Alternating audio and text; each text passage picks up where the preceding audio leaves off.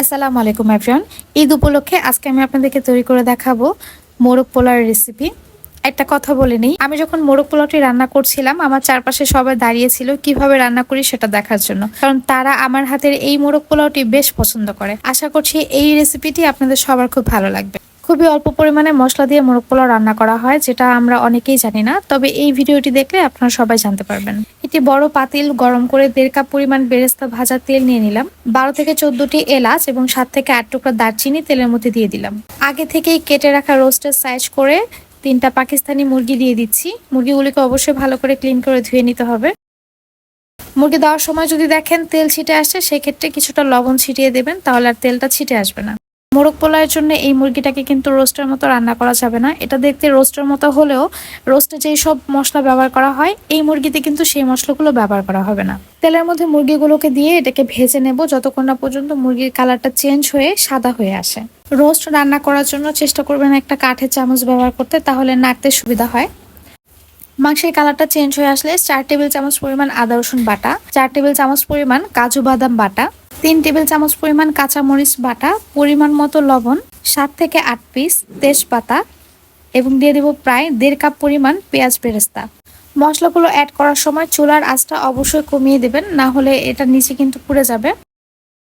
10 থেকে 12টা আলু বোখরা দিয়ে এখন খুব ভালোভাবে এই মশলাগুলোকে এই মাংসের সাথে মিশিয়ে নেব। মুরগিটা নাড়াচাড়ার সময় একটু সাবধানতা অবলম্বন করবেন, উল্টাপাল্টা ভাবে নাড়লে এটা কিন্তু ভেঙে যাবে, যেহেতু মুরগিটা একটু নরম। খুব ভালোভাবে নেড়েচেড়ে রোস্টের সাথে এই মশলাগুলোকে মিশিয়ে নেব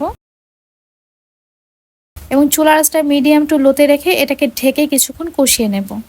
প্রায় 10 থেকে 12 মিনিটের মতো ঢেকে আমি মাংসটাকে রান্না করে নিয়েছি। এর মধ্যে আমি কয়েকবার কিন্তু ঢাকনা খুলে এটাকে নেড়েচেড়ে দিয়েছিলাম। এরই মধ্যে মাংস থেকে কিন্তু পর্যাপ্ত পরিমাণে পানি বের হবে, আর এই পানির মধ্যেই কিন্তু মাংসটা সেদ্ধ হয়ে যাবে। এই রোস্টটা রান্না করার জন্য আমার এক্সট্রা আর কোনো পানি ব্যবহার করার প্রয়োজন হবে না। চুলার আঁচটা মিডিয়ামে রেখে এখন নেড়ে চেড়ে মাংসের এই পানিটাকে একটু শুকিয়ে নেব। আমার রেসিপিগুলো যদি আপনাদের ভালো লেগে থাকে তাহলে প্লিজ আমার চ্যানেলটি সাবস্ক্রাইব করে যাবেন, এবং যারা ফেসবুক থেকে দেখছেন আমার পেজটি ফলো করে আমার পাশে থাকবেন আশা করছি। মাংসটা নামানোর আগে আমি এখানে 1 কাপ পরিমাণ গুঁড়া দুধ দিয়ে দেব। এই গুঁড়া দুধটা দেওয়ার পর খুব ভালোভাবে নেড়েচেড়ে মাংসের সাথে মিশিয়ে নিতে হবে। এই মাংসটা রান্না করার জন্য কোনো প্রকার টক দই, টমেটো কেচাপ অথবা অন্য কোনো এক্সট্রা গরম মশলা ব্যবহার করার একদমই প্রয়োজন নেই। এই মশলাগুলো দিয়েই কিন্তু এই মোরগ পোলাওটা রান্না করা হয়, আর এভাবে রান্না করলে এই মোরগ পোলাওটা খেতে সবচেয়ে বেশি মজা হয়। আর এই রোস্টটা রান্না করার জন্য আমি চুলার আঁচটা একদম মিডিয়াম টু লোতে রেখেছি প্রথম থেকে শেষ পর্যন্ত।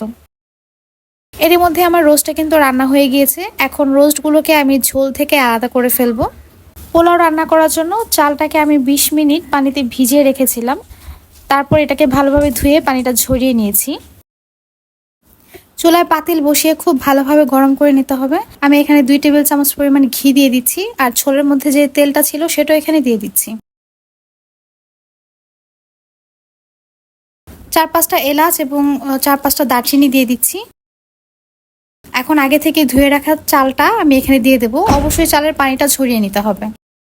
পোলাও অথবা বিরিয়ানি রান্না করার জন্য পোলাওয়ের চালটাকে খুব ভালোভাবে ভেজে নিতে হবে। পোলাও অথবা বিরিয়ানি ঝরঝরে হলেই কিন্তু সেটা খেতে বেশি মজা হয়, তাই অবশ্যই এই চালটাকে একটু সময় নিয়ে ভেজে নিতে হবে। 5 কাপ পরিমাণ পোলাওয়ের চাল নিয়েছিলাম, সেই অনুপাতে আমি এখানে লবণটা দিয়ে দিচ্ছি। 1/2 কাপ পরিমাণ পেঁয়াজ বেরেস্তা দিয়ে এখন খুব ভালোভাবে পোলাওয়ের চালটাকে ভেজে নেব। এটাকে কিন্তু আমি একটু সময় নিয়ে ভেজে নিয়েছি, আর চুলার আঁচটা মিডিয়াম টু হাই আছে। আমরা সবাই বলি বাবুর্চির হাতের বিরিয়ানি অথবা পোলাওটা খুব মজা হয়, আমাদের কেন হয় না? এটার একটা মেইন কারণ হচ্ছে আমরা পোলাওয়ের চালটাকে ঝরঝরে করে রান্না করতে পারি না। পোলাওয়ের চাল ঝরঝরে করে রান্না করতে হলে পানির অনুপাতটা ঠিকভাবে দিতে হবে, আর পোলাওয়ের চালটাকে খুব ভালোভাবে ভেজে নিতে হবে। 5 কাপ পোলাওর চালের জন্য আমি এখানে 8 কাপ পরিমাণ ফুটন্ত গরম পানি এবং 2 কাপ পরিমাণ জাল করে রাখা দুধ, সাথে বাদাম বাটা দিয়েছি 3 টেবিল চামচ পরিমাণ, এবং যে ঝোলটা আমি তুলে রেখেছিলাম সেটা দিয়ে দিচ্ছি। আর এই মোরগ পোলাওটা রান্না করার জন্য চেষ্টা করবেন কাজু বাদাম বাটাটা ব্যবহার করতে, তাহলে এটার স্বাদটা সবচেয়ে বেশি ভালো আসে। ঝোলটা দেওয়ার পর পানির সাথে খুব ভালোভাবে মিশিয়ে নেব। আমি এখানে আরও 1/2 কাপ পরিমাণ গুঁড়া দুধ দিয়ে দিচ্ছি, সাথে 2 কোয়া লেবুর রস দিয়ে দেব। লেবুর রসটা দেওয়ার ফলেও কিন্তু পোলাওর চালটা ঝরঝরে হয়। 10 থেকে 12টা কাঁচামরিচ দিয়ে দেব, আর এখানে অ্যাড করব গোলাপ জল। আমি এখানে প্রায় 3 চা চামচ পরিমাণ গোলাপ জল দিয়েছিলাম। 1 মুঠ পরিমাণ কিশমিশ দিয়ে দেব, সব কিছুকে নেড়েচেড়ে মিশিয়ে এখন ঢাকনা দিয়ে ঢেকে দেব এবং চুলার আঁচটা মিডিয়াম টু লোতে থাকবে। এখানে আমি একটু চিনিও অ্যাড করেছি, চিনিটা আগে দিতে ভুলে গিয়েছিলাম, তাই এই পর্যায়ে দিয়ে দিচ্ছি। পানিটা একদম কমে এসেছে, এখন কিন্তু খুব বেশি নাড়াচাড়া যাবে না। চিনিটা মিক্স করে এটাকে ঢেকে চুলার আঁচটা একদম কমে রেখে এটাকে দমে বসিয়ে রাখবো। আর যখন পানিটা সম্পূর্ণ শুকিয়ে আসবে তখন এই পোলার চালটাকে আমি উল্টিয়ে পাল্টিয়ে দেব। পানিটা শুকানো অবস্থায় খুব বেশি নাড়াচাড়া করলে পোলার চালটা কিন্তু ভেঙে যাবে। আর এই পর্যায়ে পোলার চালটাকে কিন্তু খুব সতর্কভাবে উল্টিয়ে পাল্টিয়ে দিতে হবে। এখন আগে থেকে রান্না করে রাখা মাংসটাকে আমি উপর দিয়ে দেবো, তার সাথে অ্যাড করব সেদ্ধ করা ডিম, ওপর দিয়ে সামান্য পরিমাণে পেঁয়াজ বেরেস্তা, গোলাপ জল এবং কয়েকটা কাঁচামরিচ দিয়ে এখন এটাকে দমে বসিয়ে রাখবো। আর এই পর্যায়ে চুলাটা কিন্তু অফ করে দেবো, কারণ চালটা কিন্তু একদম আমার সেদ্ধ হয়ে গিয়েছে। আর যদি চালটা সেদ্ধ না হয়ে যায় তাহলে এই পর্যায়ে চুলার আঁচটা একটু কমিয়ে আপনারা দমে বসিয়ে রাখবেন। আমার কাছে মনে হয় অন্য যে কোনো কিছুর চাইতে মোরগ পোলাওটা রান্না করা বেশ সহজ। আশা করছি আমার আজকের এই রেসিপিটি আপনাদের সবার খুব ভালো লাগবে। আপনারা বাসায় অবশ্যই ট্রাই করে দেখবেন, এটা খেতে খুবই মজা হয়।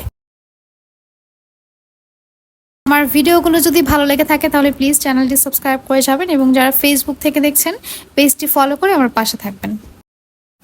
আশা করছি আপনারা দেখে বুঝতে পারছেন রাইসটা কতটা ঝরঝরে হয়েছে। আজ এই পর্যন্তই, আল্লাহ হাফেজ।